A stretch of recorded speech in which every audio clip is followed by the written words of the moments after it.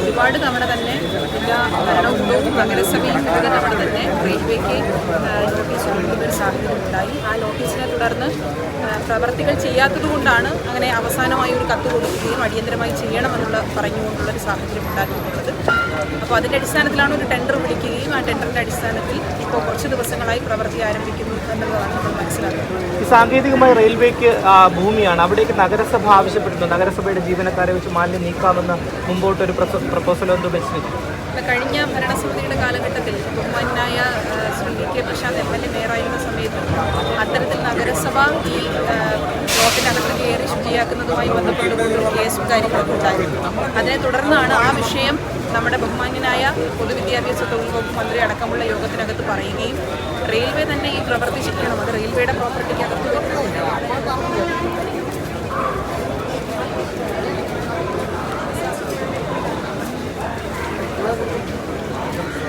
ചിലർ ആരോപിക്കുന്നത് ഈ മാലിന്യം ഇവിടെ നിന്ന് ഉണ്ടാകുന്നതല്ല, നഗരത്തിൻ്റെ വിവിധ ഭാഗങ്ങളിൽ നിന്നും ഒഴുകിയെത്തുന്നതാണ്. ആശുപത്രി മാലിന്യങ്ങൾ ഉൾപ്പെടെയുള്ള ഒഴുകിയെത്തുന്നുണ്ട്. ഇത് തടയുവാൻ വേണ്ടി നഗരസഭയ്ക്ക് ഇപ്പോൾ ഈ കോമ്പൗണ്ടിൽ കയറാൻ മാത്രമേ നഗരസഭയ്ക്കോ നഗരസഭാ ജീവനക്കാർക്കോ അധികാരമില്ലാതെയുള്ളൂ. പക്ഷേ തൊട്ട് ഈ ഒഴുകി വരുന്ന മാലിന്യങ്ങൾ തടയുവാനും മാലിന്യ നിർമ്മാർജ്ജനം നടത്തുവാനും നഗരസഭയ്ക്കാകും അത് ചെയ്യുന്നില്ല എന്നുള്ളതാണ് ഒരു ആക്ഷേപം. ഒന്ന്, ഈ തോട് നഗരസഭയുടെ ചുമതലയിൽ വരുന്ന ഒന്നല്ല. തോടെന്ന് പറയുന്നത് മേജർ ഇറിഗേഷൻ്റെ ഭാഗമായി വരുന്നതാണ്. രണ്ട്, ഈ പ്രശ്നം നമ്മളിവിടെ പറഞ്ഞത് റെയിൽവേയുടെ പ്രോപ്പർട്ടിയുമായി ബന്ധപ്പെട്ട വിഷയമാണ്. നഗരസഭ മാലിന്യ സംസ്കരണ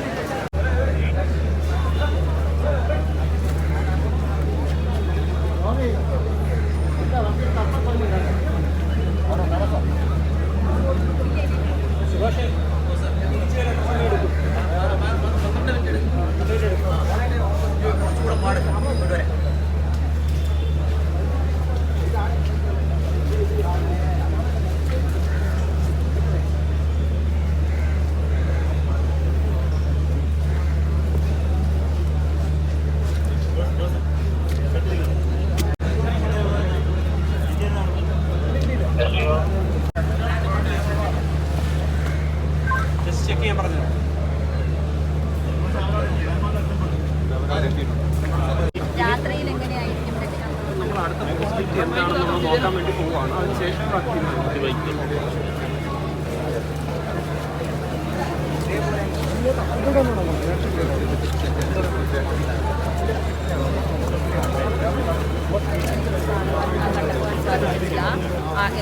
മനസ്സിലാക്കുന്നത്.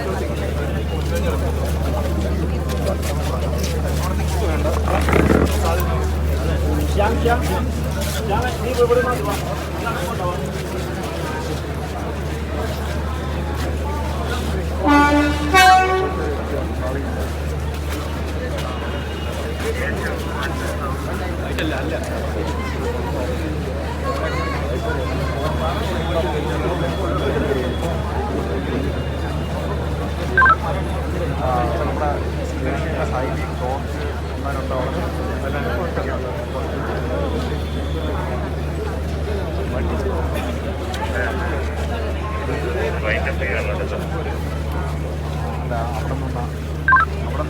അതിന് നോക്കാൻ വേണ്ടി